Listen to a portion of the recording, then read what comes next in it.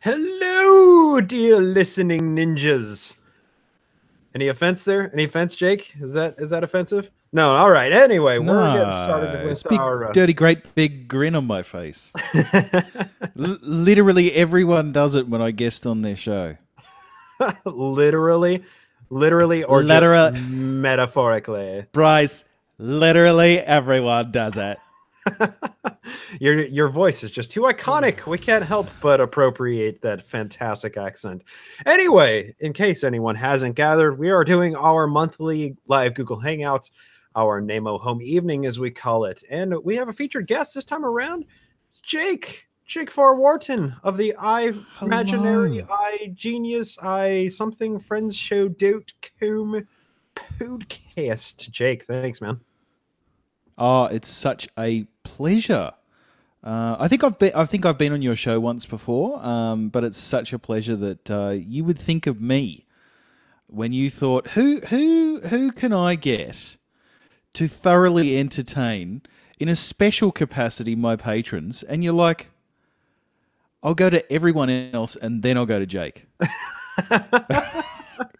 I mean, we've only been doing them for like a little, like, 1 or 2 months. You're pretty high up on the list. So eventually we had to land on you.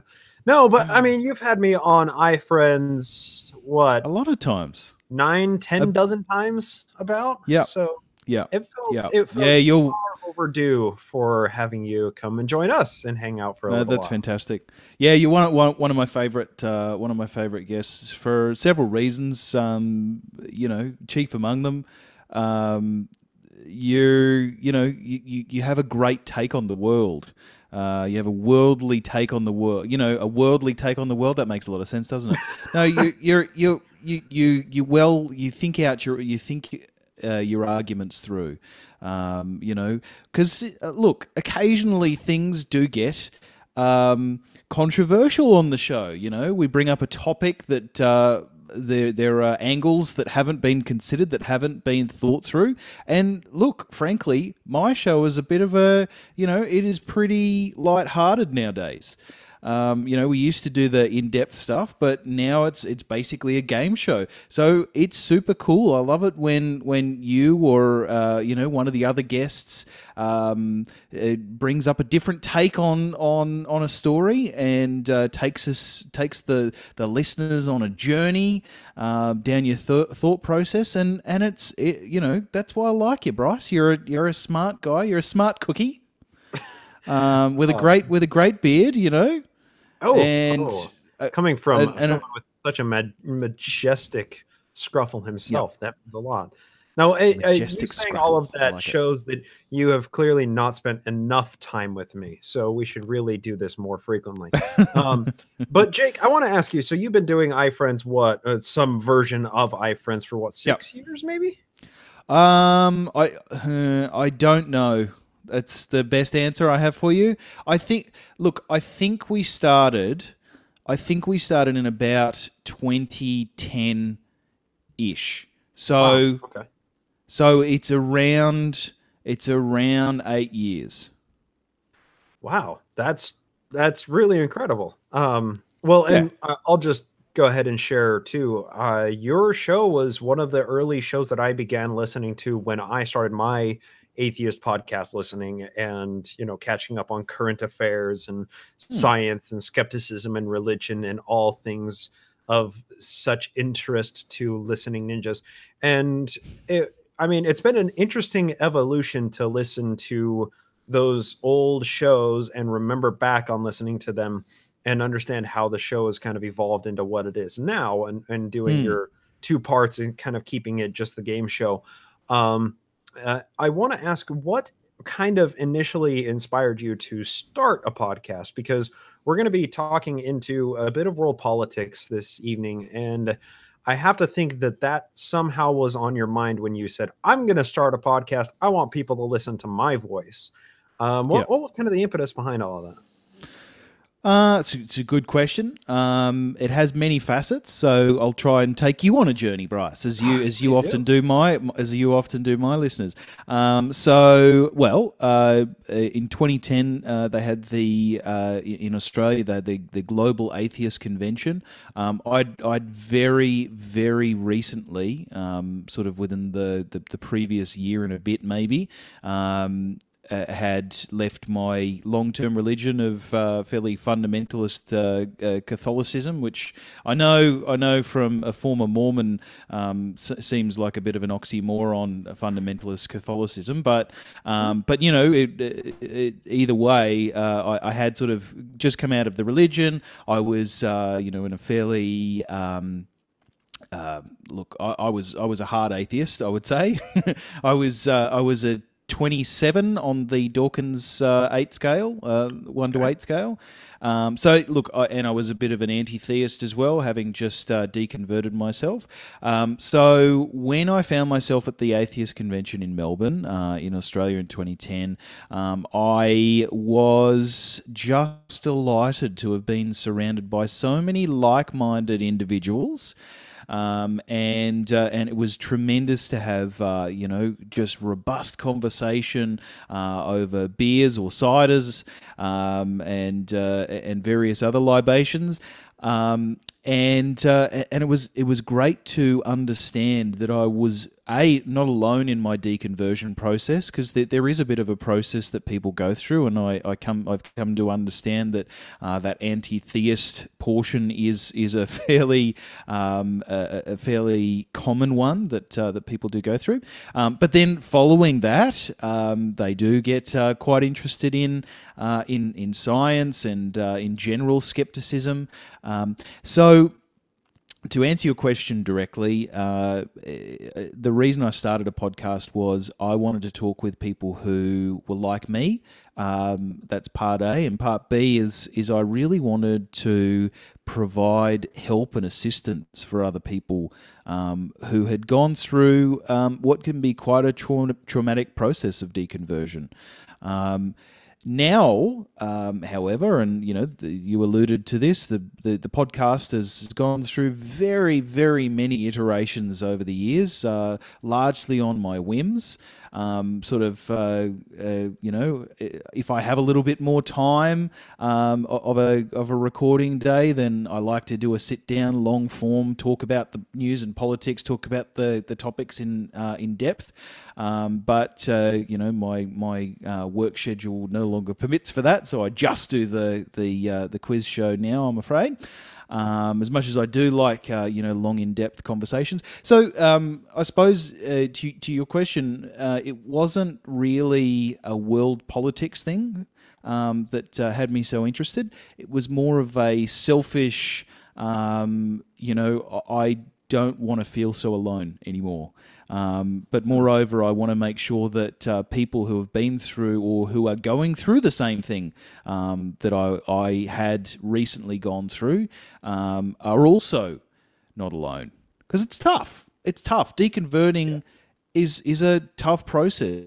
Regardless of the religion. I think some religions have it harder than others. Those people, when I say some religions, I mean some people, and that's often tied to the cultural aspects of the religion. You can't, if you if you can't leave your house, your street, or your suburb or your country, without being bombarded by that same religious fervor, then I imagine it's significantly harder. So I do feel particularly bad for people leaving Islam, etc. In more Islamic countries, but certainly it's tough no matter what religion it is. So I think that broadly answers your question. Yes. And I want to explore that a little bit as well, because I think that plays into a lot of people's decisions to go into content creation. And it's not just Mm. podcasting, but it can be blogs, it can be videos, Yeah. it can be whatever. And a lot of people, I think, are seeking some kind of community or some form of fraternization where they feel like they belong, to people who are like-minded. They belong inside of some kind of safe space or some kind of echo chamber where people share Mm, common ideals. And I think that does play into a lot of people's decisions to get into content creation. And I think it is mm, also important for people who do transition out of faith traditions, like what you're talking about. Was it the Hitchens quote, or maybe a Dawkins quote of like, what a wonderful coincidence that you happen to be born in the right location that has the one yeah, true religion, or I'm yeah, paraphrasing, but the yeah. idea kind of It holds is true. And brilliant. it's tough to leave that, especially when Yeah. your friends and all your family and everybody is wrapped up into that religious dogmatic culture. Yeah, no, you're totally right. And I did go. I went through other forms of content creation as well before I started podcasting. I was writing for a blog from sort of 2006 onwards, called Rusty Lime. They were great, absolutely great. Rustylime.com. But Sounds like they now lemonparty.com. they now no longer exist. But it was a fantastic blog. I happened to write a piece which was an interview of, and sort of an in-depth sort of review of C.J. Werleman, if you remember that guy from a few years ago. His first book, God Hates You, Hate Him Back, which at the time, again, it played into my, I've just recently left a religion, I'm super anti-theism at that time, and that certainly helped. But that piece was picked up right across the various aggregation sites, and Reddit, etc. And we basically crashed the site over successive weeks, and I'm not joking, weeks, and that launched. C.J. Werleman. So, yeah, I'm kind of responsible for him. Uh, Oh, okay. Uh-huh. sorry about that. Staking Sorry a about that. flag right at the top. I like it. But I also, like, I wrote a book. I published a book. I certainly wouldn't encourage people to go out and buy it. It is it's something that I'm not particularly proud of, because again, I wrote it during a time where I was I've just left the religion. I'm quite angry about a number of things, and a number of things that religious people say, particularly the leaders, and hence I wrote a book called Letters to Christian Leaders, Hollow Be Thy Claims. And it was a way of directly addressing the things that the religious leaders say, and crashing in on them. But I love what I do now. It's very efficient, I sort of I spend spend a couple of hours a week writing a script, writing the game show script, and then we record it for an hour, and then basically I play it back, top and tail it, and put it out. It's much more efficient than sitting down for months writing a book. Well, I want to explore that too, because the iFriends, it's a lot about religion, but so much more about politics and current Yeah. affairs. And I wonder, maybe you can speak a little bit about this evolution of when a lot of people leave religion. Oftentimes they go into a transition phase into broadening their horizons. And so often that does come into conflict, or does come to change their belief in politics, their beliefs in politics. And it does sometimes come with a bit more of an increased level of political awareness. At least that's how I experienced it, and that's how I know a number of my friends experienced it as well. So maybe you can speak to that within the context of iFriends transitioning from anti-theism into current affairs and world politics, and maybe a similar transition that a lot of people experience when Mm. they make that same transition. Yeah, sure. So, just to be clear, I'm no psychologist or sociologist, although I do have degrees in both. No, I'm just kidding. I'm a big fan of pop psychology, but I do have a degree in anthropology, and also in business, majoring in organizational behavior. So I do have some understanding of the transitions that people go through and their motivations, but I'm certainly no expert. That's me. That was a very long-winded disclaimer. Sorry about that. But certainly, what I what I see, what I observe, is that during a personal journey towards atheism, one goes through a tremendous amount of skepticism, questioning their own beliefs, questioning the words coming from religious leaders' mouths, questioning the words that are written from religious organisations, not just in the way they're holy books, but also their regular publications, etc. So we do a tremendous amount of questioning about the things that we were taught, and about the things that we are being taught, and about the things that are likely to be taught into the future.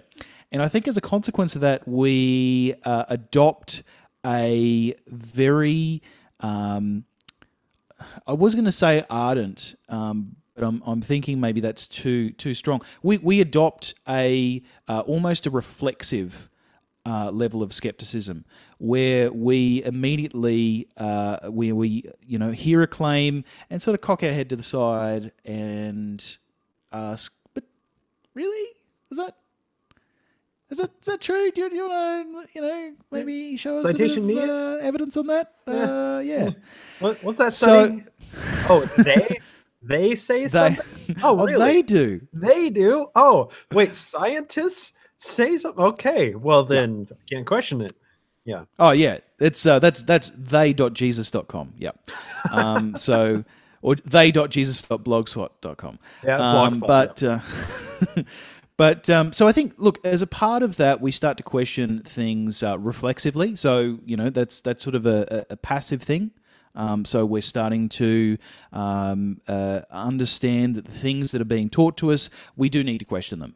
Because if we maintain that same posture that we had previously had as believers, then invariably we're just going to fall back into old behaviours, old beliefs, and somebody that's been through the process, I'm not sure that it is actually possible to fall back into a religious belief system. But so once you hit the passive side, my thought is that you do invariably start moving towards a more active skepticism.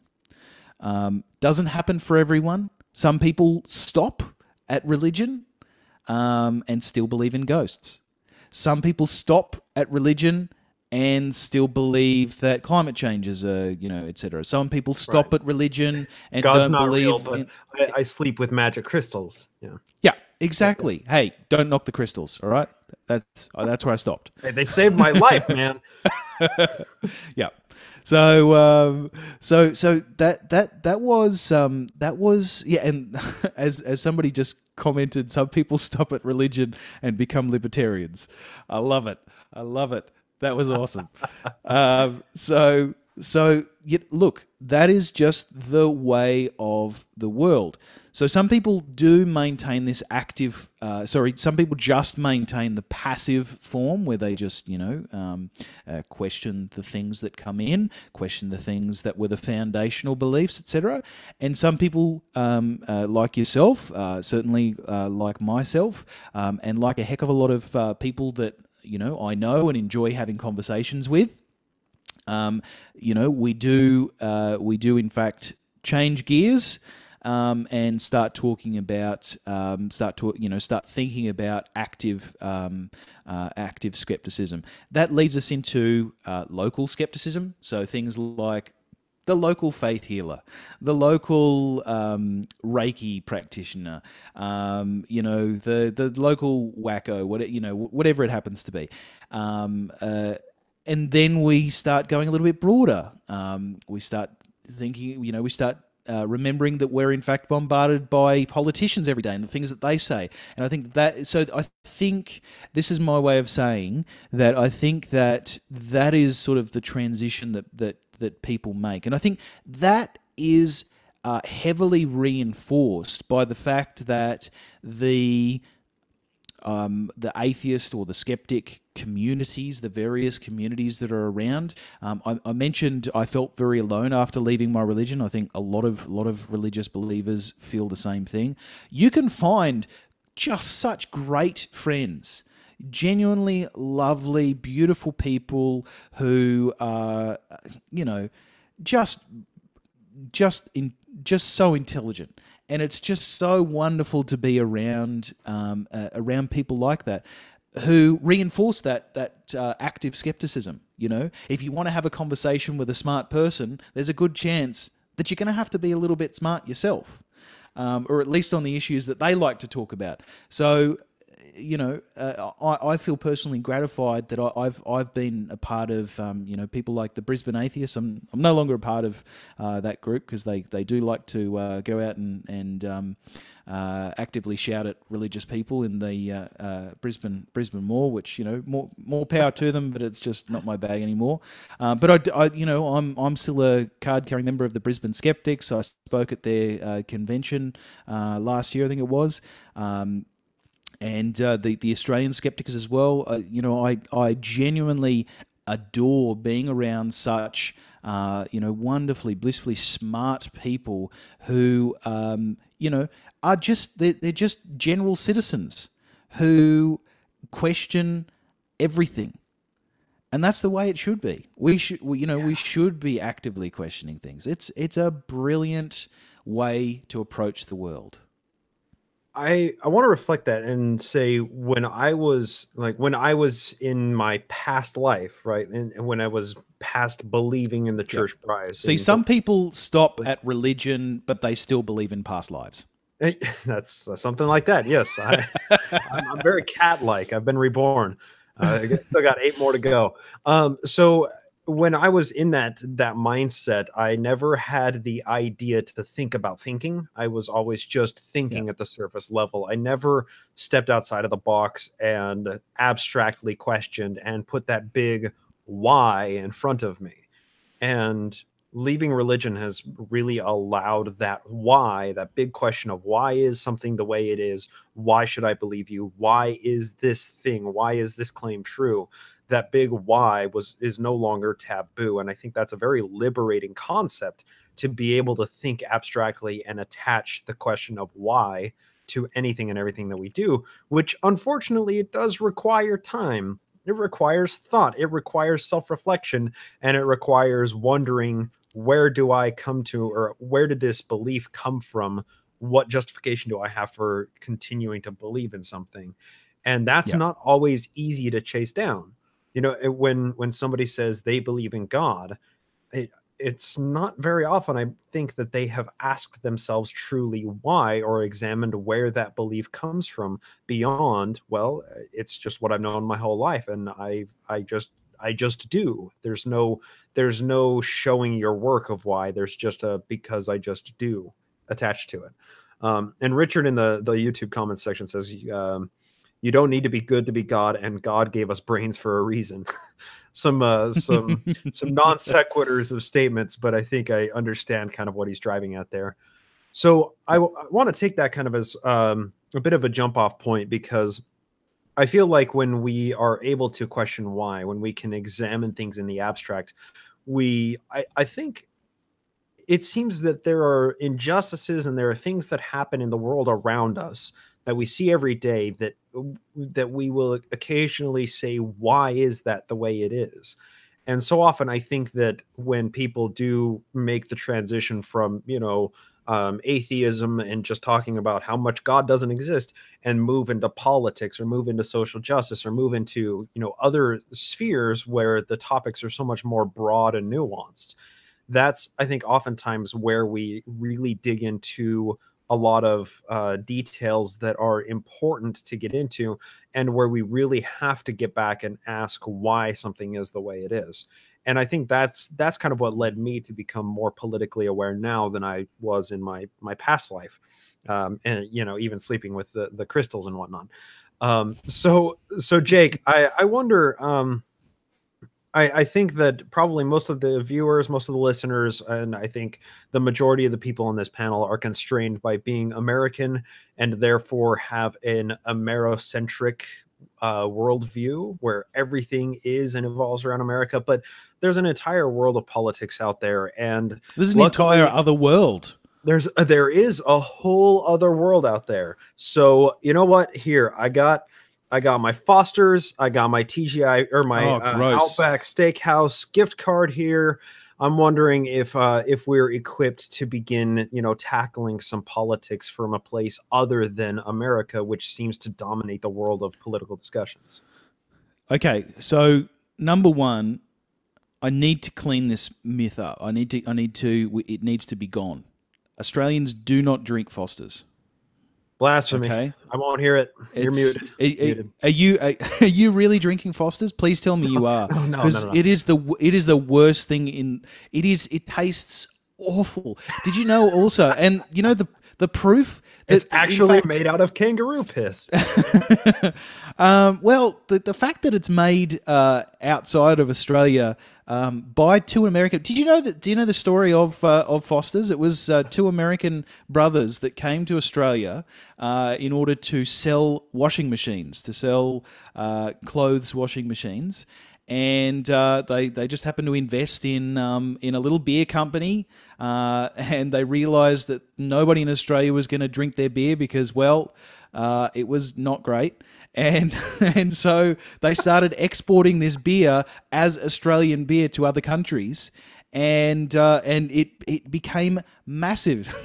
That's right, Foster's, Australian for marketing. So it's. It is not great stuff, and I love really need that to go to bed.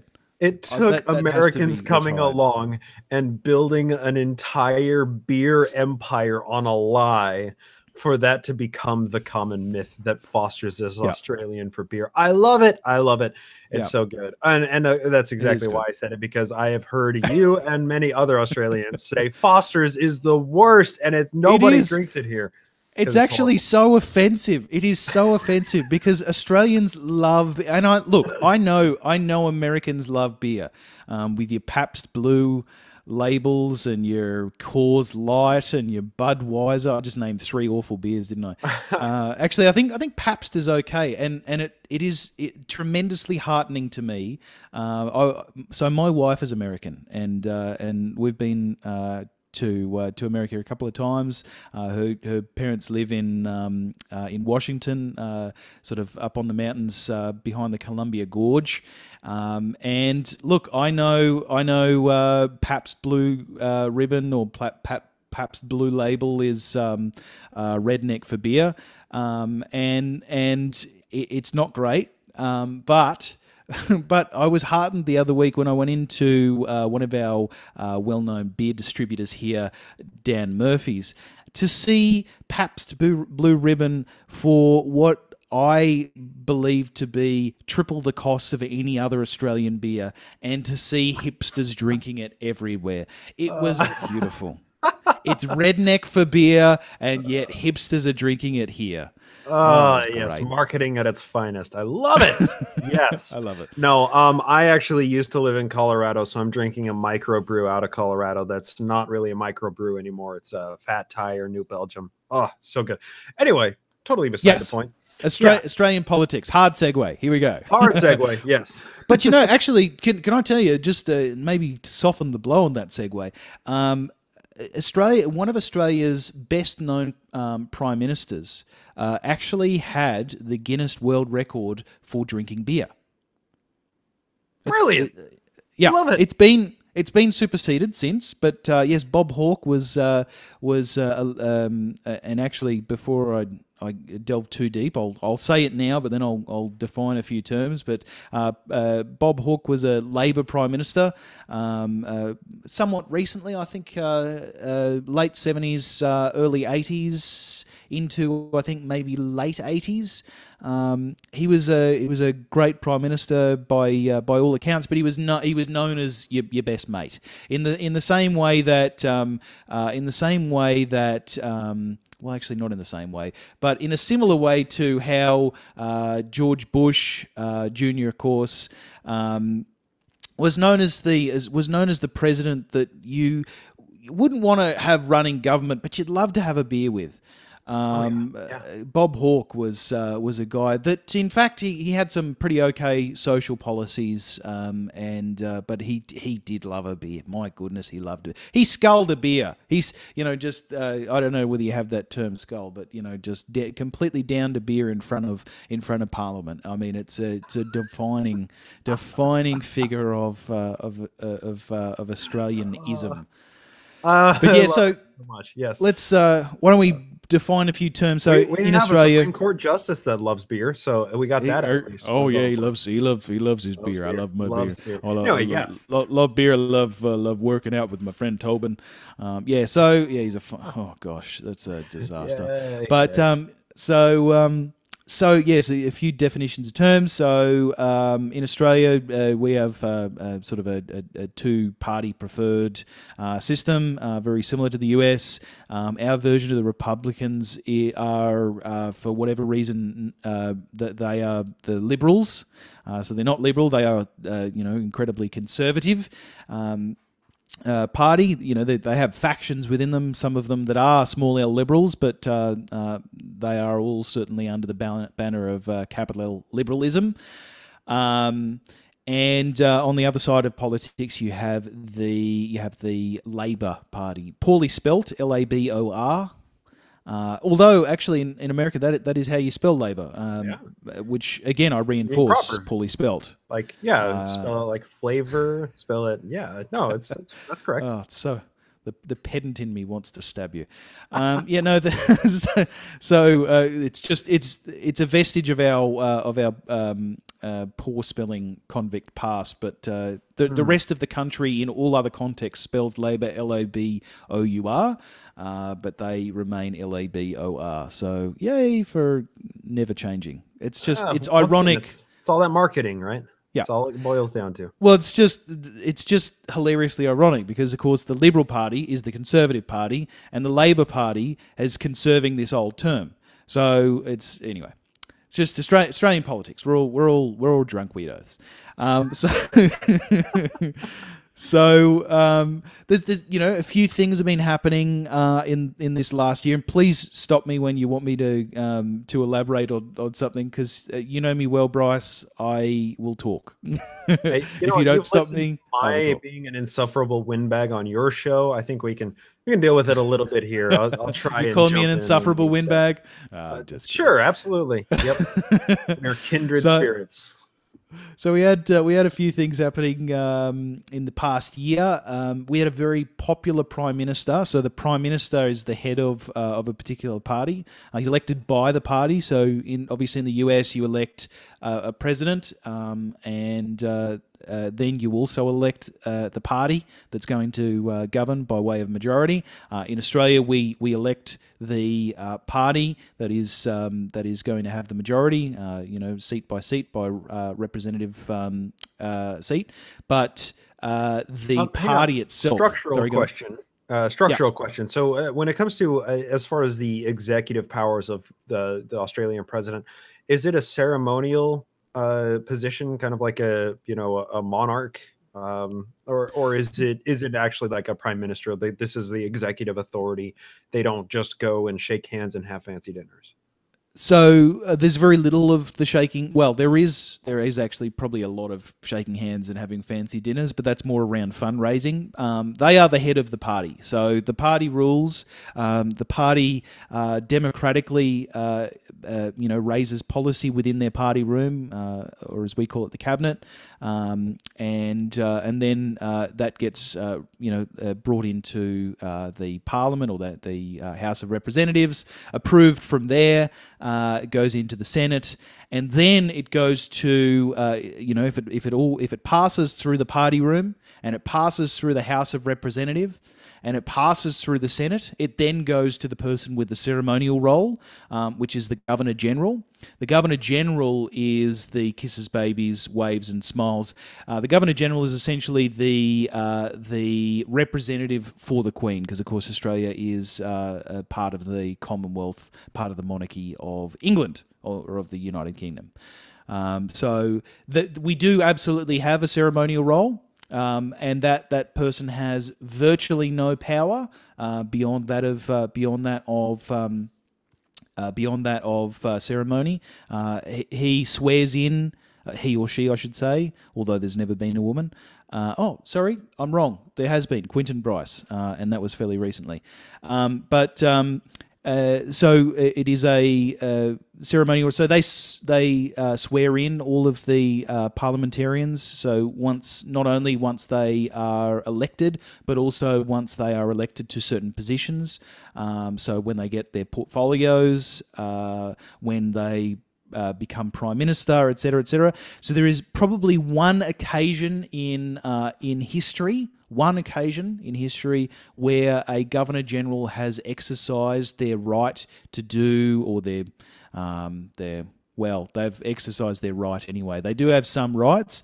They have a right to get rid of a government, and in I think it was 1979, the then Gough Whitlam prime ministership and government, Labor. Gough Whitlam was amazing, absolutely amazing. He brought in universal healthcare. He brought in free university education, and he is remembered as a hero in Australia.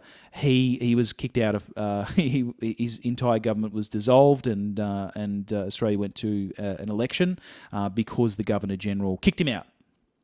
Wow. Wow. That's an interesting system of checks and balances, that a person can just dissolve a government position like that. So in all other cases, I mentioned that this has happened once, and that is the only occasion. In all other cases, when somebody made an extremely progressive pull towards socialized systems. He did, yeah, and that was pretty well. That was pretty well it. Okay. But in all other occasions, what will happen is the acting government, so the head of the party who has the most members in Parliament, they will, if they want, go and see the Governor General and call an election. And they can also dissolve the government and call an election. But the Governor General is that person that says, yes, go ahead and do it, But in this one case, there was sincere overreach. It's remembered as a very dark day in Australian politics. And Gough Whitlam, just an incredibly great man, will be remembered as an incredibly progressive person who brought to Australia, again, universal healthcare and free education. We don't have free education still, except in the primary and secondary schooling systems. But we have a very generous and very heavily regulated system for university education, which in very large part is owed to one Gough Whitlam. So, yeah, wow. Pretty awesome. So even though there was, essentially a referendum on Gough Whitlam, it wasn't a recension of all of the systems that he put into place. It was just removing him from power. Correct. And on the back of that, there was an election. His government was kicked out. So we never saw Gough Whitlam in power again, unfortunately. But, wow. That sort of stuff does happen. But in very recent years, so I did sort of mention that the party itself elects its leaders.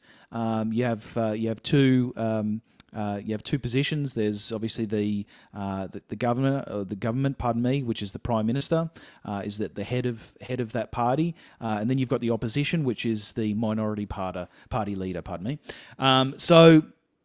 Very recently, earlier this year, I think in late August, the very popular Prime Minister Malcolm Turnbull was deposed as leader after a political coup, bloodless, of course, being Australia. The best kind of It coups. was just, Yes. yeah, exactly. It was just a beer, really. Just get out of here. Get out of here, buddy. No.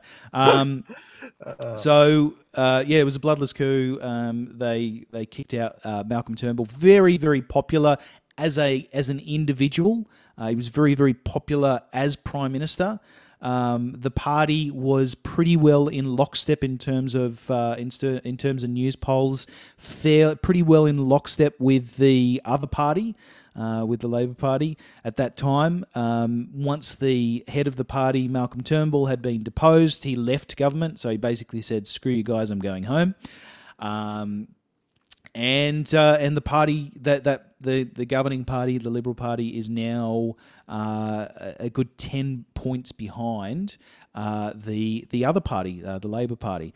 And so we have a saying in Australia to be like Stephen Bradbury.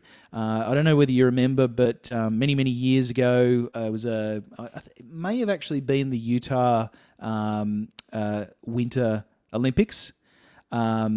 Did Utah ever have a Winter Olympics, or is it just Summer Olympics? 2002. Yep. Yeah, it was 2002. Stephen Bradbury was in the speed skating finals. Right, he's an Australian. We're not known for our winter our Winter Olympic prowess. More our ability to tolerate heat. So, there he is. He's in the final. He is right at the very, very back of the pack. And they go around the final corner. They're speeding through. They go around, the entire pack goes around the final corner. Somebody slips. They all slip. Mm-hmm. Stephen Bradbury coasts into the whatever it's called and wins. A very iconic race. I remember watching. Yeah.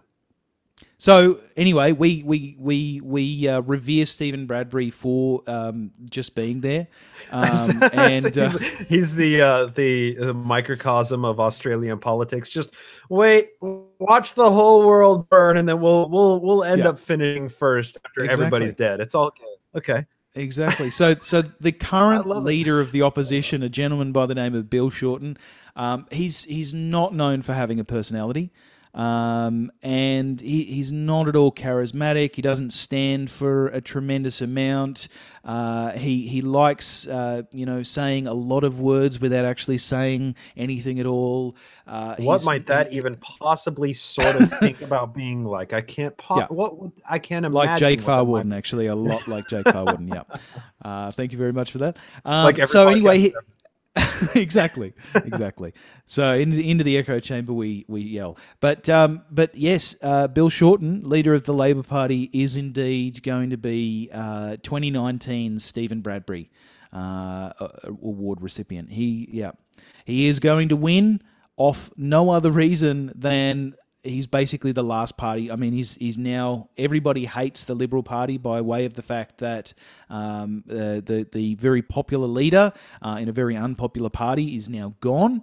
Nobody has the will or determination to rally behind the current leader, Scott Morrison. So, Bill Shorten is going to Stephen Bradbury it.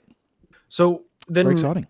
When it sounds almost as if the character that you're painting for us of the Liberal Party, it sounds like it's on the brink of dissolution. So when some event like that does happen, are there currently contingents within the Liberal Party that may rise to drag it one direction or the other, more conservative or more liberal, and so that kind of revitalize it, or will it completely dissolve and another group will step into its place, or how does it kind of look with a party transition like that? So I think I mentioned a little bit earlier that both of the parties have factions within them. They have, conservative factions, centrist factions, and sort of progressive factions. It's no different to American politics. It's as they refer to it, it's a very broad church. Of lots of individuals with lots of backgrounds and lots of beliefs. Some are fiscally conservative and socially liberal. Some are the opposite. Some are both for both. So So what happened was Malcolm Turnbull, the former prime minister, he was a fiscally conservative guy and fairly socially liberal. Environmentally, also fairly liberal. He's a guy who, in a number of ways, he supported a emissions trading scheme, which is, for whatever reason in Australia, is very liberal policy, very small L liberal, very progressive policy. He supported same-sex marriage.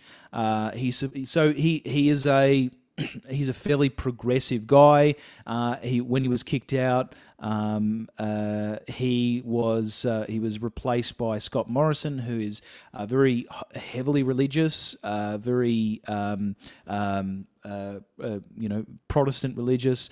Are you aware of Hillsong, the Hillsong movement, Hillsong Church movement? I don't think so. Is that a thing outside of Australia? Okay, so Hillsong is just a very big. It's a mega church wonderland.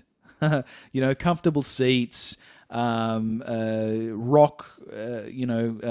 Crappy Christian rock. That sort of stuff. That's Hillsong. He's one of those. He's one of those guys.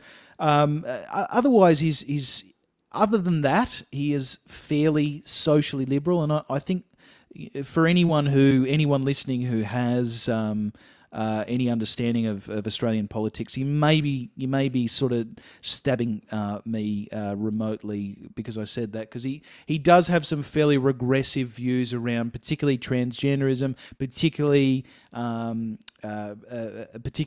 LGBT. He spoke earlier this week saying it's okay to be gay as long as you don't behave like it. Sounds Mormon. Whatever that means. Yeah.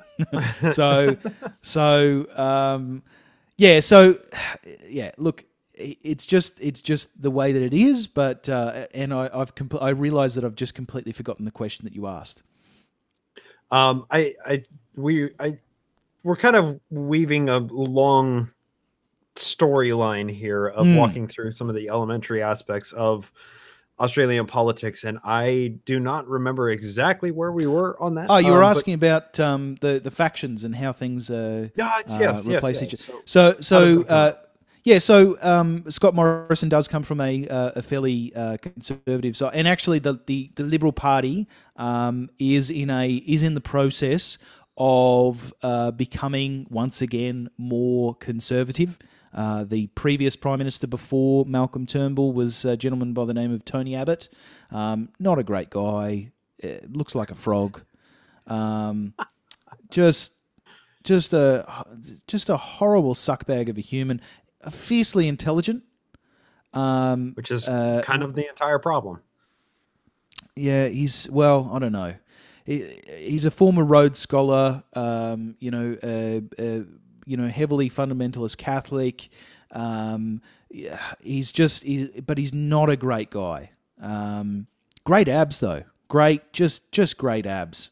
But does he look good when he's like riding a bear through the river? Well, I reckon it's not far off that sort of publicity coming out. But certainly in the Labor Party, again, the more progressive side of Australian politics, they are they're currently a centrist party. They're currently ruled by the centrist factions, centre right. I would probably say, not so much on the on the fiscal side, but certainly on the social side. We have this great issue in Australia, and it's something that I know we've spoken about on the podcast a number of times, Bryce. We have Australia was a prison camp originally, but we've gone back to our roots, Bryce, and we have a prison camp of our very own. It's a small Pacific nation called Nauru. And it's a policy that went through sort of a bit of a backwards and forwards over successive years and prime ministers. So we had this thing called the Pacific Solution back prior to 2007. It was essentially it was marketed as a policy of deterrence. it was spending a lot of money towards these offshore places that would essentially that would be where we would send any refugees coming to Australia by boat. It was a way to say, essentially, if you get on a boat, you don't come to Australia. Australians, over time, became very sour about this, although, by all rights, potentially it did save some people, because it is a treacherous voyage. If you come from Indonesia to Australia via boat, it is a very treacherous voyage. Many people died, certainly over 1,000 that we know. When that policy of the Pacific Solution was actually repealed in 2007 by the Labor Party and the then Prime Minister Kevin Rudd, who really came to power on a number of platforms. One of them was getting people off detention in Nauru. So this is where Nauru plays into the conversation about immigration in Australia, Yeah. and how does that often? I mean, there in America at least, it's usually a pretty sharp divide between the social conservatives and the social liberals of the way that we should treat immigration, the entire issue of immigration, as well as the individuals trapped in it, the immigrants or refugees, asylum seekers, and whatever status these people hold. Is it Yeah. similar in Australia where it's social conservatives, social liberals, open borders as opposed to build 30-foot walls on every square inch of Australian beaches? How does that kind of play out? So this isn't at all about immigration. It's strictly about refugee policy. I mean, and look, it's flipping harrowing on the left side of politics, and again, that's sort of a broad church. On the left side of politics, we are all very, very fiercely against the Pacific Solution. We've the Pacific Solution, which has been reinvigorated shortly after Kevin Rudd and his prime ministership. Essentially, we realised a lot of people were dying at sea. They reinstated, rather reactionarily, that. Unfortunately, what we haven't tried, and what I rail against on my show quite regularly, the thing that we haven't tried is we haven't tried investing in the process that actually is established in throughout the world, but it's a process that we know actually works, which is the UNHCR process, essentially, that is the process whereby one is designated as a refugee, somebody fleeing from some form of thing.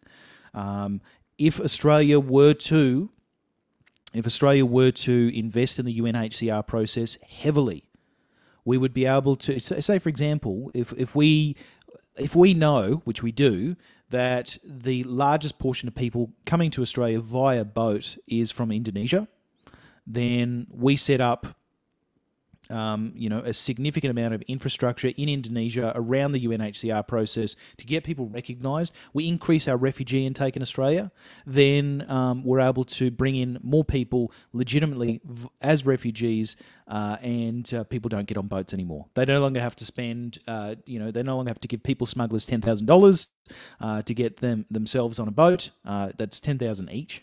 It's pretty awful, and I don't know how people come up with that cash, but they do, because they're, funnily enough, people will do desperate things if they're escaping desperate situations. Yeah. So it's just it's such a harrowing thing, and successive governments have refused to do anything about it. We're getting to a situation now where we are desperate to get these people off these prison islands in these prison camps, which, by the way, horrendously expensive. Who would have thought that setting up a prison camp in another country that you have to pay money for would be horrendously expensive. But they're tropical islands. People cut themselves. They get infections. They get sick. They get sepsis. A few people have died, but all of the people have been mentally affected by their time in these prison camps. The Australian government has said that they will happily send them back to wherever they came from. But in most cases, what does that involve? That involves them dying or being tortured back in their original country. Yeah, So really. why would you why would you want to go back to that? Well, and this is something that I've never been able to quite grasp in my mind, and this may be controversial to say, but I don't understand arguments against refugees. I don't understand the arguments that are made that immigration is going to ruin our country, whatever the country is that's making the argument. And you hear it radicalized here as well on the southern border, not obviously not the northern border, because well, people from America are fleeing to Canada right now. I'm thinking about joining them, but I hear it so often that the immigrants coming in or immigrants flooding into a country are going to ruin the country, and I just look at it like, well, they're still going to be subject to the same laws and the same rules when they are here as everybody else that's in this country. If you bring them in legally, you get them out of a terrible situation, and then you get to collect tax money from them, and then they get to contribute to our society. And in America, we are not dangerously overpopulated like a lot of other countries where refugees are coming from are. We are not exactly war torn like a lot of countries where refugees are coming from are. So I don't quite understand it when, like, when we're in Australia, what Steven said it in the chat. Yeah, but they're brown. Yeah, really. Like, okay, so maybe I'm stupid saying I don't understand it, because that obviously plays into it heavily. But I can't understand how rhetoric can sit so easily with people without them ever, going back to what we were talking about earlier, without ever people questioning and saying, why do I believe that immigrants unequivocally are going to ruin this country? And I assume that those same arguments and those same disagreements come into play in Australia as well when it comes to Indonesian refugees coming in, as opposed to, Yep. Central American refugees in America. Well, and I probably led us down a bit of a garden path. Most of the refugees that come over are not Indonesian. They're fleeing countries like Afghanistan, Iraq, Iran, Syria. They make you cannot underestimate the lengths that these people have had to go through. They've travelled over land and sea for miles upon miles, hundreds, hundreds upon hundreds of miles. And they find themselves in a boat in Indonesia, and they see green pastures and lots of land, which Australia has plenty of it, and they ask for salvation, and we deny them. Actually, we put them on a on a prison camp. But yes, to answer your question, we do have those same factions of people. Similar to you, I don't understand the arguments against a healthy migrant and refugee intake. I honestly don't understand it. If anything, it creates or encourages the issue of people coming in illegally. If you invest thoroughly in the UNHCR process, which again, highly established, works brilliantly, and is known to bring people in who are thoroughly researched, etc. So you don't get any of the inverted commas, bad people, whatever. So it's so frustrating. If we had leaders who realised that both immigrants, migrants, refugees will invariably become productive members of the society if you give them the chance. And the evidence backs that up. You Uh-huh. bring them in, And, they want to work. and even if it requires a small initial investment on the part of the government to give them low income housing and to, set them up in an area and give them, set them on a path towards becoming a contributing member of society, that's a small investment. But I think a lot of it probably does come from a profound inherent laziness, Yeah. because sending over people to increase the infrastructure of a UNHCR system that you're talking about, or to send people to government agency workers as members of consulates or whatever the case may be, that can go into areas and grant asylum status to people who are refugees or a large refugee population who's trying to immigrate, and going through the vetting process and naturalization of all of these people, and building up all of the infrastructure that's needed in order to put them on the proper path towards being contributing members of society. That's a lot of work. Unfortunately, Hmm. it's a lot easier to just send armed troops to the southern border and broadcast on every TV video of migrant caravans making their way towards a border.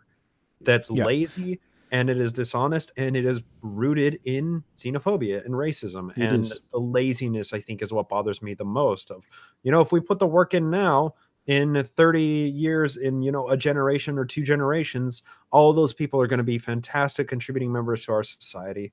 It's going to change the demographics of America. Good. Good. You mean that America is going to become more of a cultural melting pot like it's been its entire history? Yeah, Yeah. cool. That's cool. And it sounds like Australia. I mean, similar things could be said of, opposition to immigration just about Yeah. anywhere else, I think. Look, the frustration. Look, you raise the money. You raise the money issue. I've always been a huge fan of raising the economic arguments, because quite often they're the arguments that conservatives will potentially be more persuaded to. Um, and the most persuasive one to me is we're currently in Australia, we're spending billions, literal billions, on these prison camps that keep around 1 to 2,000 people at a time. Billions. And moreover, when any of those people spend a considerable amount of time in those prison camps, unfortunately, they are significantly mentally, emotionally, etc. But they're considerably affected by it, which opens Australia up to lawsuits. So not only are we spending Yeah, billions of dollars right now, we are invariably going to be spending billions, if not trillions, down the track in lawsuits, in reparations, to address the harm that we have inflicted upon these people. So cool. we invest Cool, a cool, cool. small amount now, Yeah. and we mitigate the literal disaster that is waiting there for us. Well, let's try and tackle this from even an even further abstract here, because it's there isn't a single entity that's responsible for doing things the way that they are being done, right? It's not so simple as saying X person is hyper conservative, therefore that's the reason we have a migrant crisis. It's built into the collective consciousness of these arguments that we've seemed to be having for decades and decades on end, and people coming down onto the same camp seem to parrot the same rhetoric that is platitudinous and doesn't necessarily map to reality. And I wonder where can actual work be done? Where can actual effect happen that we can actually create some level of good? Because when the rhetoric is so institutionalized and systemic within these camps of thought, it takes a lot of work to get even one person over the logical threshold of saying, oh, migrants aren't going to completely destroy our country, much less trying to get an entire voting block of millions of people over that threshold. It seems like a completely insurmountable task. And built into that cognitive collective psychology, there's the sunk cost fallacy of, well, we have this infrastructure, we have the system the way it is. There's no reason to change it. Let's just keep up these prison camps. Let's just keep throwing children in cages, and everything will eventually be okay. And like you said, Jake, I mean, eventually, no, it's not okay right now. It's not like time doing the same thing over and over time is going to make it better. It's just going to damage more people and cause more harm that is then going to have to be paid. So we're lost in a sunk cost fallacy that's eventually going to cost more in the long run. And I don't see any easy way of trying to logic our way collectively out of these same traps. Yeah, I mean, I'll take that as a comment rather than a question, Yeah. because you're entirely correct. It's one of those. It's one of those things that we are stuck in a situation where, and look, maybe I shouldn't say that. Maybe we're not stuck. Maybe we are simply refusing to stand up, because we could quite, we there is no reason why we can't unite around the premise that this is wrong and it needs to stop.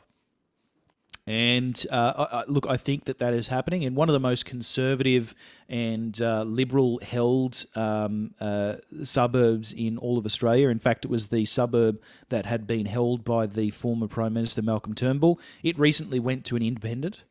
So somebody unaffiliated to any of the parties. And the one thing that she was elected upon, policy-wise, was getting kids off Nauru, which is our prison camp.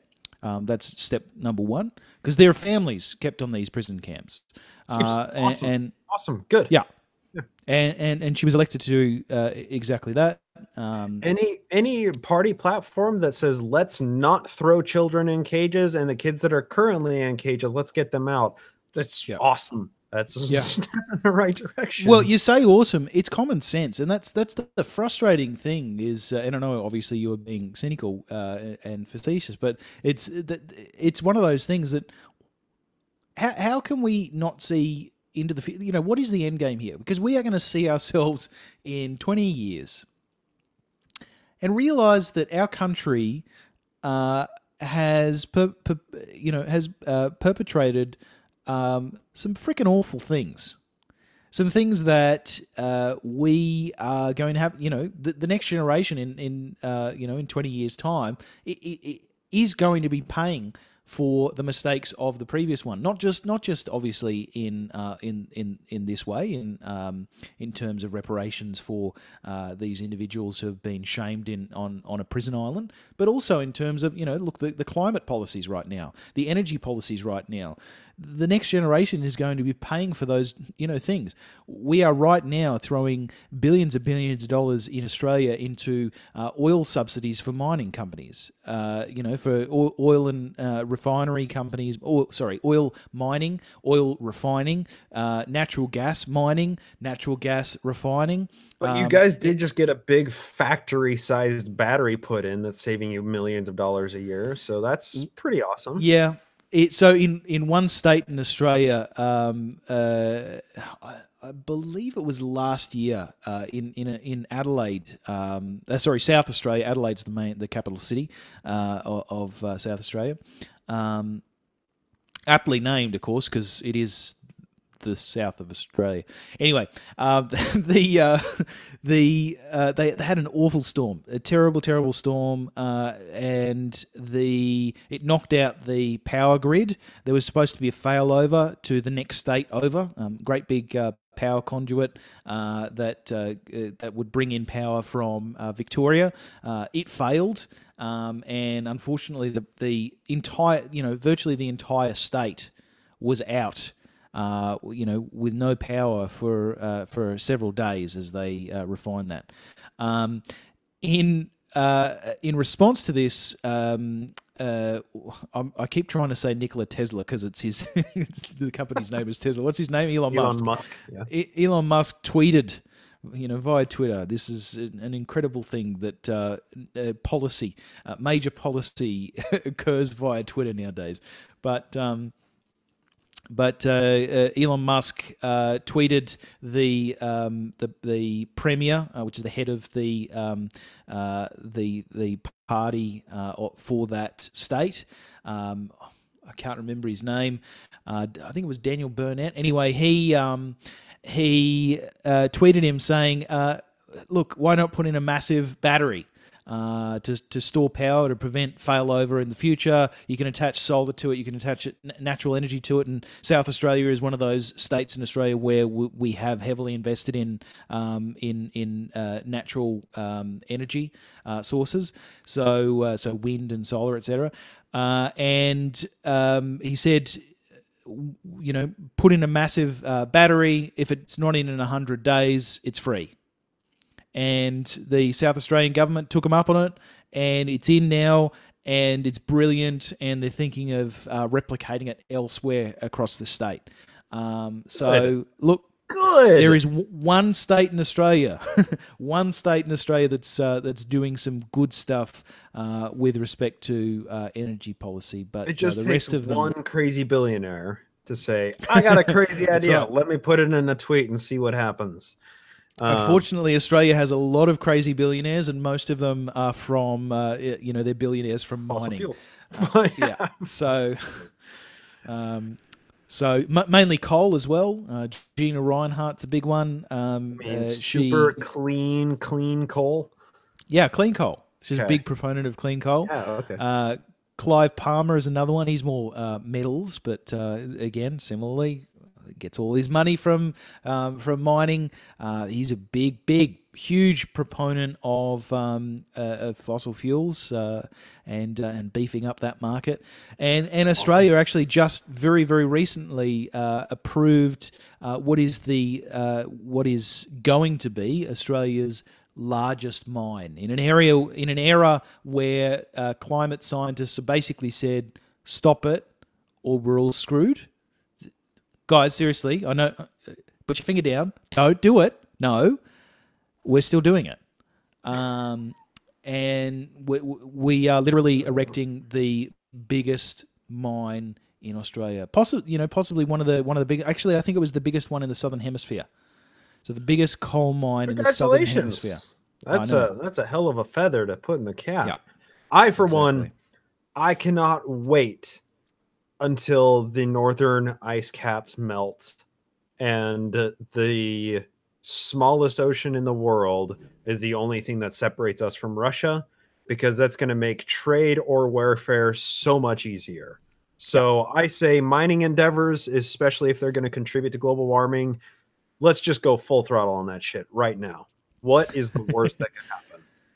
It's good that you asked that question, because there is quite a lot of bad that can come from that.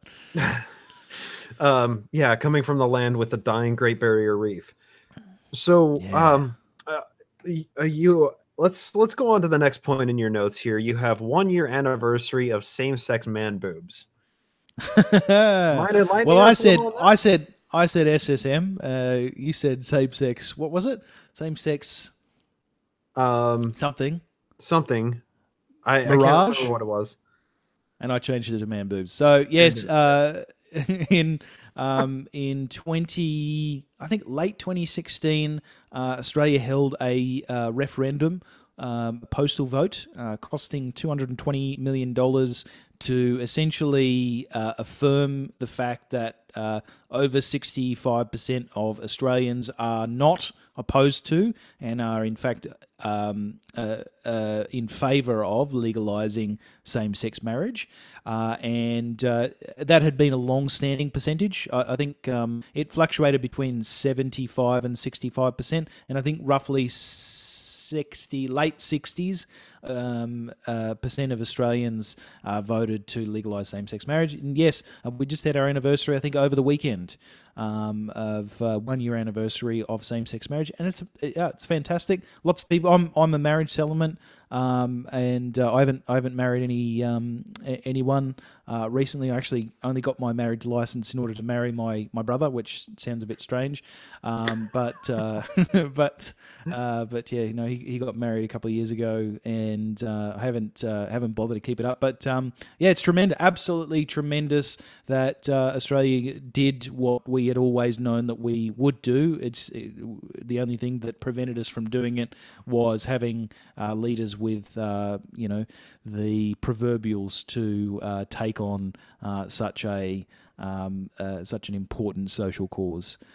So that it was tremendously fascinating and fantastic for Australia. That's all. We did it as a country. I think America hasn't. You're still going state by state, right?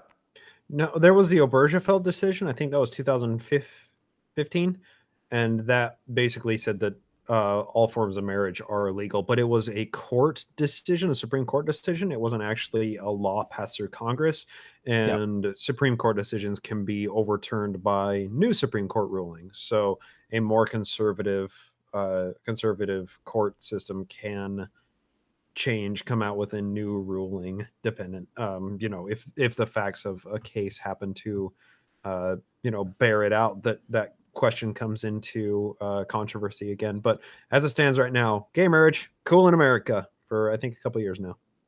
Super cool. And speaking of progressive things, we were heartened. So in my home state of Queensland, very recently, I think a couple of months ago, I was very very proud to see that we actually decriminalised abortion as well. So continuing the theme of progressive things happening in Australia, we managed to pass a vote to decriminalise it.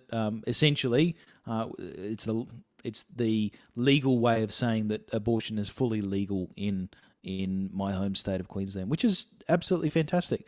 It means that you don't need to go to illegal abortion clinics, of which there were quite a few of them. You don't need to go to a legal abortion clinic and be seen by a doctor who gives you the 50 questions and the staring eyes, etc. When all you want to do is recognise the fact that you're not ready for, or now is not the time. So look, we were sincerely heartened to see that happen, and moreover in my home state. Fantastic. What all of these things, they seem like they're issues that shouldn't be issues, that are just so slowly progressing. It's just endlessly frustrating that they take so long to get here. I yeah. I'm looking at the next point in your notes here. We have space and an Australian space agency. So are you guys going to get a Star Wars force just like we are? Can't Probably wait not for that. Probably not a space force, Okay. although I think that's amazing. I mean, how great would that be? Weapons in the stratosphere. I mean, what better way to end all life? Hey man, we are sprinting to the finish line. It's just a Yeah, matter of what's going to take us out first. And hey, that's putting nukes up in the sky. yeah. Oh, that's a great way to go. I'm just, Yeah, oh, yeah. exactly. Australia is a really hot country most of the year round. Winter, regardless of whether it's nuclear or otherwise, just sounds great about now. I could totally deal with it. That was a poor joke. Nobody laughed. But yes, no, we're all on we me are today. getting. No, we're getting we are getting a space agency. Actually, it was announced today that Adelaide, the capital city within South Australia, is getting a space agency, which is absolutely amazing. It's not, we're not going to be building any rockets anytime soon. For better or worse, but what we are, however, getting is an innovation hub that specifically deals with the various things that you get when you take on space innovation. So it's good. I'm surprised that it took Somebody this needs long. to take up. Somebody needs to take up science, because Yeah, obviously the American government has just dropped that ball. Yeah. Somebody's got to pick up that ball. We're done with it. Yeah. We're done. By the All way, hi, science, Bryce. it doesn't matter anymore. I know I jumped in Yeah. like super late. How you doing? Good. Hi, Jake. Good to see you, David. Jake, we've Hey, met David. before. It's been a while, but hi. We sure have. We sure have. I don't remember your face or your name, but Well, we the sure face have. you wouldn't remember because it was only audio.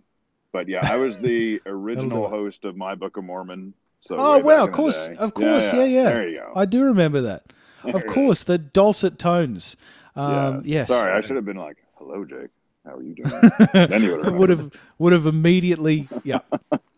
But now you get the handsome face to go along with the voice. So you didn't Exactly. You And didn't I'm- think I had the and whole I'm- package. I thought you were talking package about my too. handsome face. Whole package too. I love it. I can't So, grow but a you're- beard. Sadly. Oh, no. I've tried. My kids are like, every time I try, my kids are like, Dad, no, no, shave, no, you can't do that. So sadly, I'm not a beard guy.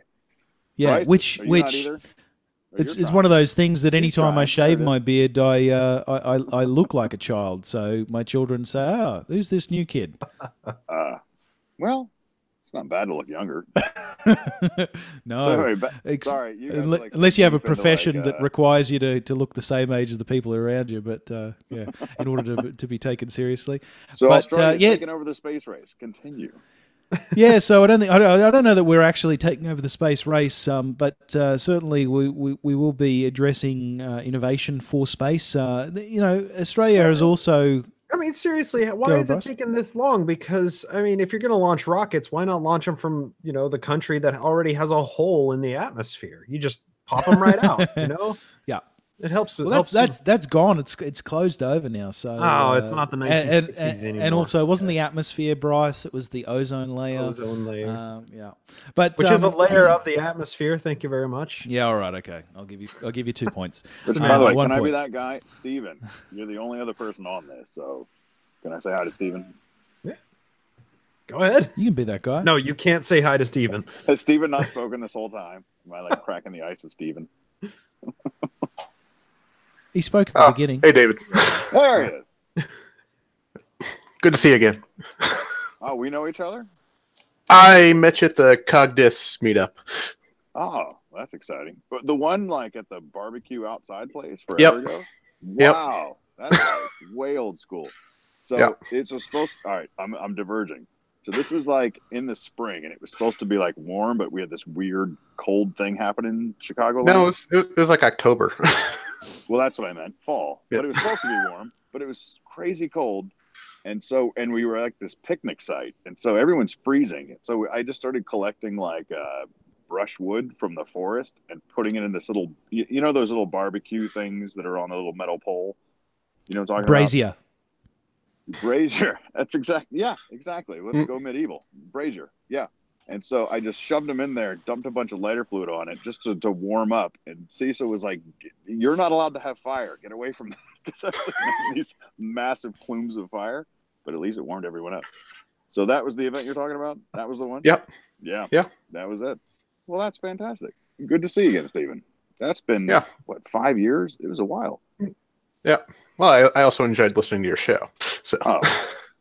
Well, I just came on to see who was on. I didn't expect platitudes, but all right. Thank you. Steven's totally fanboying. Yeah, I accept. I tried to start podcast. Steven's also getting tackled by a panda. I see out of. Yeah, this is panda. Oh wow! All right, that's a golden lab. Is that a golden? Yeah, yellow lab. Yellow lab. Damn it! I will never, to the day I die, be able to tell the difference between a golden retriever and a yellow lab. Yeah. Well, she's only 6 months old, so that's forgivable. Look at that. Yep. That's a giant 6-month-old. That's a huge bitch. Well said, Jay.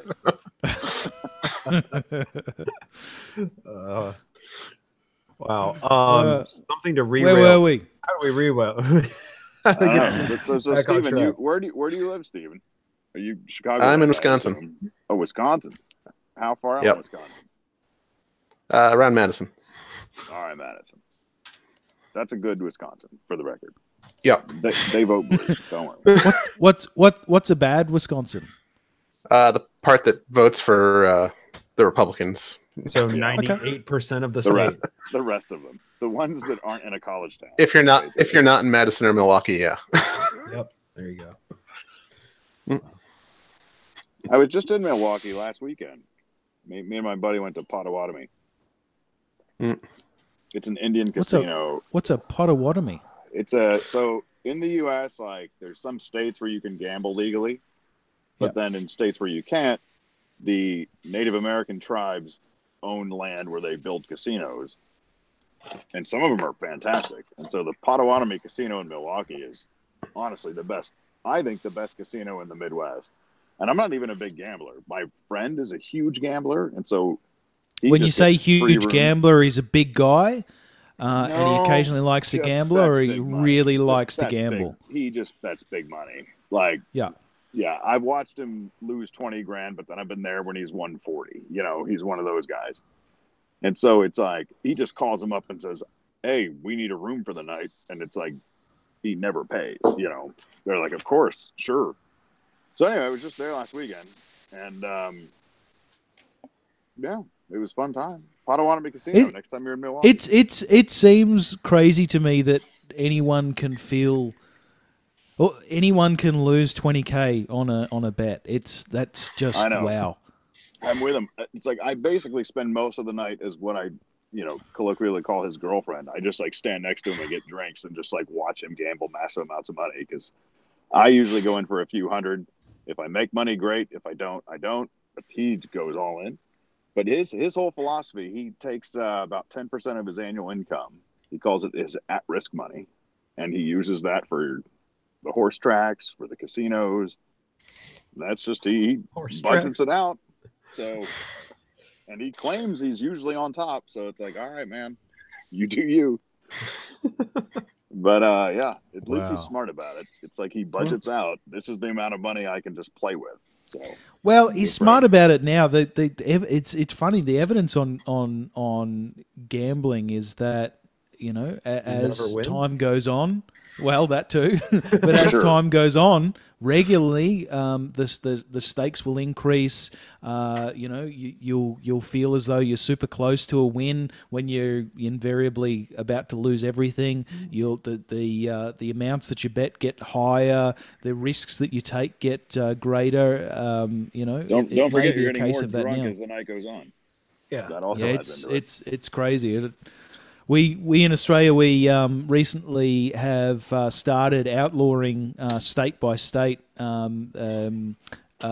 call them pokey machines, but you'd call them slot machines. And the reason for it is just the ease of use in terms of the ability to lose tremendous amounts of money without actually noticing it. It's crazy when you think about it, but people lose families over it. They lose houses. It's just crazy horrible. thing. The crazy thing in the United States is the lottery.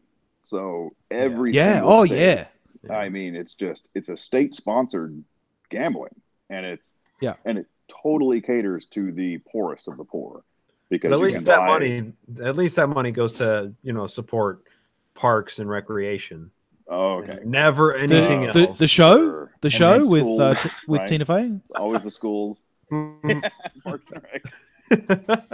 That's what they always say. Oh no, it goes for schools, and it's like, okay, I'm paying a shitload of tax dollars for schools, so what are you doing with that? Do I no longer need to pay tax? Yeah, right. But the lotteries, I'm fine with just about any person-to-person gambling. Like you do you, but when it's state sponsored, it's like, okay, now. How can you outlaw something that you're actually that's the best sponsoring? It's crazy.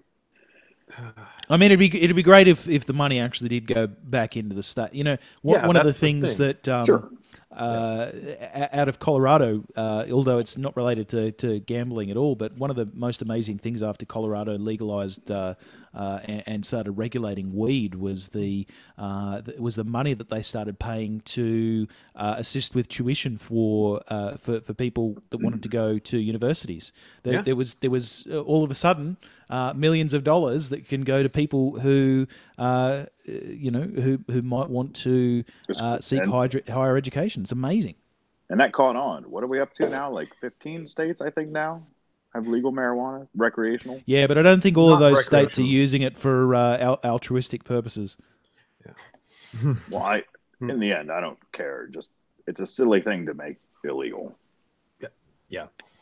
Yeah, I think you're among friends in that regard. Even if I never wanted to smoke it, I'd just be like, I don't care. Like I just do not care. And when the alternative is like, well, if people that want to do it are going to do it, and they get it illegally through gangs or whatever source they have to get it through because it's not legal. It's just if people want to do a thing, fuck it, let them do the thing. May as well regulate it and tax it. Yeah.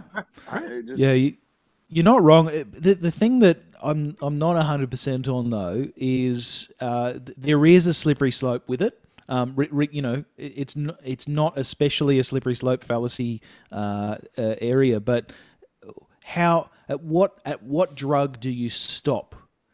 You know, what drug do you say? And to be clear, this isn't my argument against legalization of any drugs, but it is one of those things that we do need to consider when we're talking about legalization of any of the drugs. You know, right now we have a bunch of legal drugs. You know, tobacco's legal, alcohol's legal. You know, various other countries and states, etc., have other legal things, but when you're considering marijuana, it is a drug. You know, it is a drug that has particular purposes, and there are drugs that are not too far beyond that in terms of effects, both negative and positive. At what stage do you say, well, this is the drug where we draw the line, and we won't we won't legalize that? And I don't know that we do consider those things. I think we do, or at least I do. And one thing to consider is that in the United States, we essentially legalized heroin. We just called it oxy. And as long as you got a doctor to say you were in pain and you got a prescription to some oxycodone or whatever the other ones are, I mean, it's just a pill form of heroin. It's an opioid. Yeah. And so I think we already have legalized it to a huge extent. The harder core things, right? The things that are actually super addictive. And in that case, it's like, well, that's fine. And now we have to deal with the cleanup, and no one really has the answer. But even the Trump administration is trying to do, at least they're claiming that they're trying to do something about it and looking into it. It's a problem that we kind of legalized heroin without calling it that. Go ahead, Bryce. I think it's really important to point out that criminalization has never turned out well for anybody when it comes to these drugs, because that takes people who are reliant on a drug and oftentimes driven to destitution because of said drug, and says, you can't have that. And if you have it, you go to jail, or you get a fine, or you get community service. You have freedoms taken away from you as punishment for having this. Whereas somebody who is not driven into destitution because of a drug addiction rarely has to suffer those consequences. So I think a lot of the cultural impacts that that cause these negative results from various drugs, a lot of that comes from the stigmatizing of specific drugs. Well, I mean, it's like cocaine is a rich man's party drug, whereas crack is a poor man's party drug. They still come from the coca leaf. They still come from the same constituent alkaloids that cause their psychoactive results. It's just a matter of stigmatization and marketing. I think it's much more important to analyze what drives people to addiction and remediating those addictive behaviors, instead of saying, if you have that on your person, you're going to jail forever. I think that's legalization. Jake. I don't have a line. Maybe I'm a bit libertarian in the sense that if somebody wants to put something in their body, that's their body. Like, you do you. Now, what you do as a result of that, like if you do that and go drive your car and smash it, like that's a whole. You're responsible for your actions. But I don't know. I just can't get behind putting someone in jail for, it doesn't matter what it is, sniffing glue. Like, there's a million things you can do to just like get a buzz or get high or whatever it is. And so we can work to educate the public on the dangers of certain substances. But I agree with Bryce, in terms of criminalizing something, what's the benefit? There just isn't one that I can see. And the deeper ramifications of criminalization inevitably results in not studying the chemicals. I mean, there are a couple of agencies that study psychedelics and study the effects that cannabis has in a medicinal setting. And there's some interesting research coming out, but it's so preliminary because most of them are Schedule 1 drugs that say they have, they've been declared as Schedule 1 drug and have no medicinal effect or no medicinal benefit. Therefore, they cannot be studied. They cannot be legally studied. And what it's reliant on is people saying, hey, here, try this weed. It's going to cure your cancer, which isn't true. But then people saying, hey, I tried weed and I don't have cancer. And then they think that it's a cancer cure. Like, so the decriminalization and allowing agencies to study it, science the shit out of these things. Don't throw people in jail because of them. So I guess to answer your question, Jake, my position is I'm down with the slippery slope. Let's slip and slope down it. And if suddenly there's nothing, let's grease it up and illegal, slip and slide away. Let's go for it. Yeah, let's go for it. It just seems better than what we have now. If there was no such thing as an illegal substance that you could put in your body, I'm better in that world. I think that's a better world to be in. And you know, so Portugal I think they remain the only country that has decriminalized all drugs. Portugal. Portugal did it. I think in 2014, and they saw a remarkable decrease. So they measured a couple of indicators. It wasn't cool anymore. one of those was crime. They noticed the coolness ratio went down on all drugs, unfortunately. So kids stopped taking. No, the one thing that they did publicize was around the crime rates. And of course, because it was decriminalised, people were allowed to buy and sell, unfettered, essentially. And as a consequence, their crime rates went down remarkably. Not just around drugs, drug arrests, etc., which is obvious, but certainly around the crime associated with it, murder, theft, etc., went away almost overnight, but have remarkably, or perhaps it's unremarkable, but remarkably they have maintained that level of lower crime as a consequence, and right. It's amazing. That's it. I'm doing some crack right now. I'm convinced. Well, you might have to go to Portugal for that. Damn Walter it. White. Libsyn 2019. Let's do it. Wow. That's Portugal, right? Libsyn. It's the capital, Portugal, I think. Lisbon. Damn it! I said Libsyn. Yeah, I thought you were talking about Libsyn, the podcast aggregator. Portugal, the home of podcasts. Screwed me up. They mixed me up. It is Lisbon. Sorry. Yeah. Okay. One's a podcast app. One's a capital of the country. All right. Moving on. Somebody else take the next. So look. Let's just stay on this vein. What is the capital city of Iceland? Reykjavik. Keep going. Or Reykjavik, actually. Oh, come on. I've been there. Have you? Reykjavik. Yeah, I've been to Reykjavik. Damn it. I threw an L in. All right, give me another country. All right, Russia. Moscow. All right, Latvia. No. Riga. Pass. Was the answer. Your turn. No. Okay. Okay. I will turn this podcast around. Come on. Let's do this. We're doing world capitals. Come on. Okay. Come on, all right. Mike. Australia. Sydney. I hope that's right. No, it's not. Unfortunately. Is it not Sydney? It's Australia's biggest city, but it's not the It's not the capital city. No. It's just like, all right. New South Wales. It's not. No, that's a province. No, this is the best. This is the best. It's the best. Is it like it's a nothing? Called Australia's Capital Territory. That's the name of it? Yeah. That's bullshit. No, it's real. It's the best. All right. Okay. Brazil. Sao Paulo. Nope. It's Brasilia. It was another trick one. Sao Paulo is the biggest city, but Brasilia is the capital. All right. Your turn. We're doing trick ones. Anybody else? Right, can at any time. I got one for Bryce. I got one for Bryce. How about Switzerland? Nope. I know a great few many things in this world, and world capitals are not one of them. Right. Is it not Geneva? It is Geneva, yeah. Okay. Right, you knew Geneva. No. Nope. All right, Poland. Warsaw? Bryce got it. Warsaw. Bryce got it, Jake. No, Bryce got it first. He wins. Hey, I affirmed it. You did affirm it. That's points, right? Oh, here's a fun one. Canada. Is it Quebec? It is. Toronto. Who said that? Okay, 2 wrong answers. It's Montreal, isn't it?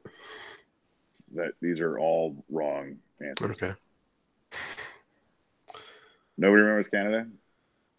I'm not going to tell you. You guys have to look it up. Vancouver? We're all just naming cities again. I don't know that many cities in Canada. Yeah. If I'm gonna be a refugee of Canada, I should really learn some of the Exactly. geography. This Yeah. is like our neighbor. Yeah. Somebody can get it. But to be fair, does anyone really remember Canada? It's a forgotten country. All right, the answer is no one cares. I believe the answer is Ottawa. Okay. I think Ottawa is the Okay. answer. Am I right? Someone should Google it because I'm actually not Good question. confident about that. But I think Ottawa is the capital of Canada. I'm not a Is anyone speed Googling? Googler. I'm going to Google it. Somebody Google. Capital.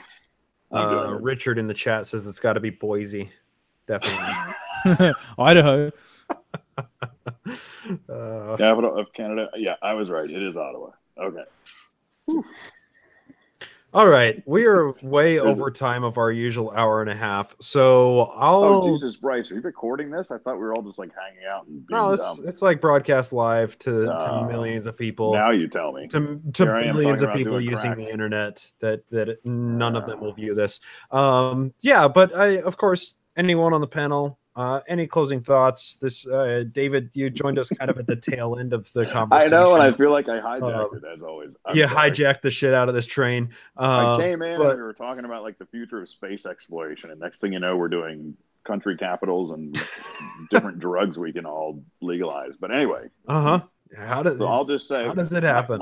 My closing comments are terribly sorry, and I'm sure this was very, very deep, engaging conversation before I joined, and I'll go on mute from there. No, Richard's described it best. He just said drunken fun. That's what tonight has been. Well, then I joined in just in time. Exactly. Yep. But yeah, other than that, Jake, do you have any closing thoughts given the entire breadth of everything that we discussed tonight? No, Australia is still great. I talked about a whole lot of reasons why Australia isn't great.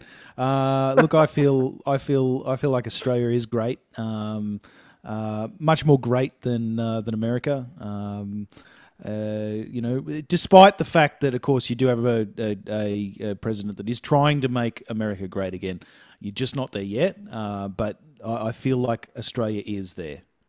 You've made Australia great again. Well done, Jake. No. Do not misunderstand me. We were always great. There was actually never a period where we weren't great. Well said. Jake, our Australian national on the podcast. Nationalist, yeah. Thank you so much for joining us. Of course, you can That's check great. out Jake on iFriends.libsyn.com, where you can find his podcast feed of like 300, 400, 500 episodes at this time. Jake's favorite beer is Foster's. Never get that wrong. Oh. And as always, thanks everybody on the broadcast for joining us, for watching, for commenting along, everybody in the YouTube chat, and for everyone on the panel. Thank you so much. It's been a pleasure. Take care, everybody. Godspeed. Bye.